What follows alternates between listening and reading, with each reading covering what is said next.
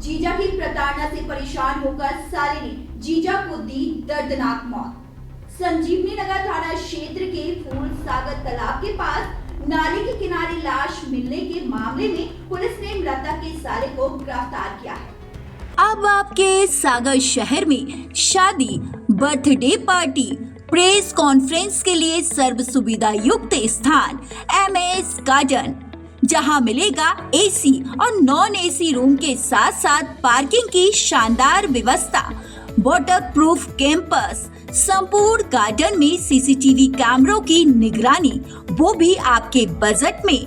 पता MS garden, Tilakganj, Sagar. Mobile number 9826273212, 9827528894। Jabalpur में जीजा की हत्या करने वाला साला हुआ गिरफ्तार। जीजा की प्रताड़ना से तंग आकर साले ने की थी हथौड़ी से हत्या। साले ने पत्नी के साथ मिलकर की थी जीजा की हत्या। भाई ने उजाड़ा दीदी का सुहाग, हथौड़े से सिर फोड़ा। रिश्ते में वो उसका जीजा यानी दीदी का सुहाग, लेकिन उसकी बातें किसी बंदूक से निकलने वाली गोली की तरह चुभती थी, इसलिए मौका पाकर उसकी हत्या कर दी गई। हत्या में उसकी पत्नी ने भी पूरा सहयोग किया। मामला जबलपुर के संस्कार धानी का है, जहां एक भाई ने अपनी बहन के सुहाग को बेरहमी से मौत के घाट उतार दिया। पुलिस के अनुसार 1 दिसंबर को सुभाष चंदन कॉलोनी में एक शव पड़ा हुआ मिला, जिसकी पहचान केसरी सेन के रूप में हुई थी। केसरी के बेटे संतोष ने बताया कि पिता के शव के पास खून से सने पत्थर के टुकड़े पड़े हुए थे। पुलिस ने बताया हत्या के बाद CCTV फुटेज खंगाले गए तो पाया गया कि घटना वाली रात में केसरी अपने साले के घर गया था। 2 घंटे तक वह उसके घर में रहा। रात 12 बजे वह अपने साले रवि सेन के साथ घर से बाहर निकला, लेकिन कुछ ही देर में रवि वापस आया और अपनी जैकेट में कुछ सामान छिपा कर ले जाते दिखा। उसके पीछे पीछे पत्नी गायत्री भी थी।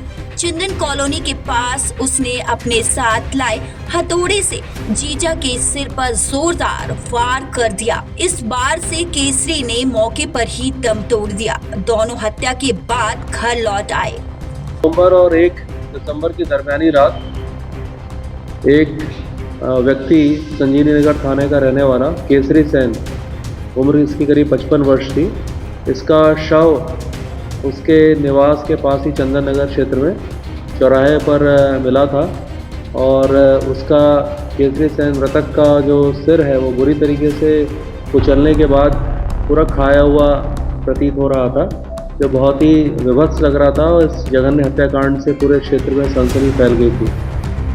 पुलिस के द्वारा उस व्यक्ति के बारे में पता किया गया, मृतक के बारे में, तो पता चला कि वो एक मजदूर था और कोई बहुत उसके दोस्त और दुश्मन नहीं थे। और ये ज़रूर पता चला था कि उस क्षेत्र में सुअर बहुत थे, तो संभवतः ये उसकी मृत्यु होने के बाद सुअरों के द्वारा उसके सिर के हिस्से को खा लिया गया था, जिससे वो बहुत ही अजीब दृश्य दिख रहा था।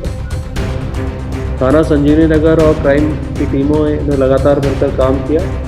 लगा भी था कि ये कुछ पारिवारिक या आपसी कोई रंजिश का पुराना मामला होगा।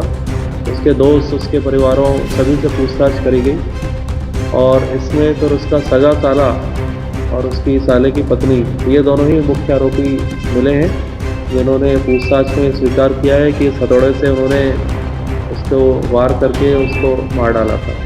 घटना की वजह बहुत स्पष्ट सामने आ गई थी कि ये जो मृतक था ये शराब पीने का आदी था और उसी मोहल्ले में इसका ये साला रहता था, तो अक्सर ही उनके घर में जाके उनके साथ गाली गलौज करना, उनके घर में जो रिश्तेदार के लोग आते थे, आस पड़ोसी, उन सब से गाली गलौज करना, इस तरह से ये बहुत ज़्यादा प्रताड़ित हो गया था।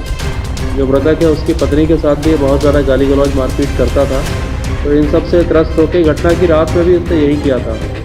तो आरोपी ने बताया कि उससे शुभ होकर फिर मैंने ये घटना कर दी थी। इससे एक ये भारी हथौड़ा ये जो रखा हुआ आप देख रहे हैं जब्त किया गया है, इससे ही उसके सिर में सामने से वार किए थे और फिर वहीं नाली में फेंक दिया था, तो उसको जब्त करा गया है।